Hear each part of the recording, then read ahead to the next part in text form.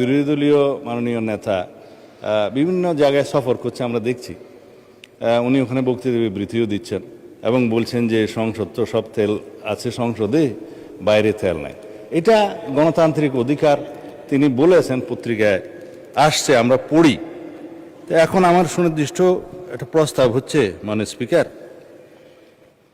মুলতবি প্রস্তাব গ্রহণ করে সংসদের বৈঠক মুলতবি করে আলোচনার মতো এই বিষয়টি গুরুত্ব রাখে কিনা। মাননীয় মন্ত্রী 300 বিবৃতি দেওয়ার পরে দীর্ঘ বিবৃতি দিয়েছেন, সেটা জাতির সামনে পরিষ্কার।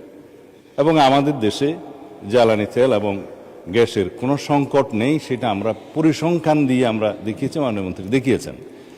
এখন কিছু কিছু বিষয়ে আমার না বললেই নয়। আজকে মাননীয় সংসদ নেতা বগুড়া সফরে আছেন, তিনি নেই। তার প্রত্যক্ষ নির্দেশনায় দেশবাসীর সুবিধার্থে যাতে দ্রব্যমূল্য বৃদ্ধি না হয়, জনজীবনে কোনো দুর্ভোগ না আসে, সেজন্য আমরা একটা টলারেবল মাত্রা পর্যন্ত এই জ্বালানি তেল এবং গ্যাসের মূল্য বৃদ্ধি হতে দেই নাই, সেটা মাননীয় প্রধানমন্ত্রীর নির্দেশনায়।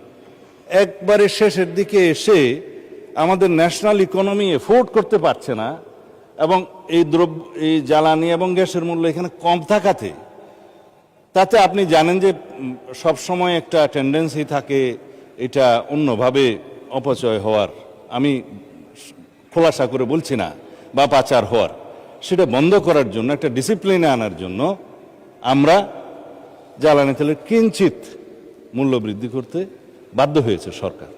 তা এখন এই বিষয়ে কোনো সংকট নেই, সুতরাং আমি মনে করি মুলতবি রেখে সংসদের অধিবেশন এই আলোচনাটা করার প্রয়োজন নেই। তবে যেহেতু মাননীয় মাননীয় বিরোধী দলীয় নেতা বিষয়টি উত্থাপন করেছেন, আমি অনুরোধ করব আপনি দয়া করে 68 বিধিতে ওনাকে একটা নোটিশ দিতে বলেন।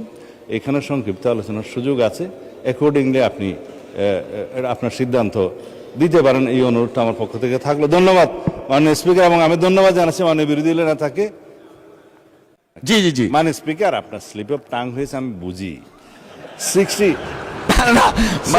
মাননীয় স্বরাষ্ট্রমন্ত্রী স্লিপ অফ টাং না, 68 কথা এসছে আর কি, 1.5 ঘন্টা ওইরকম।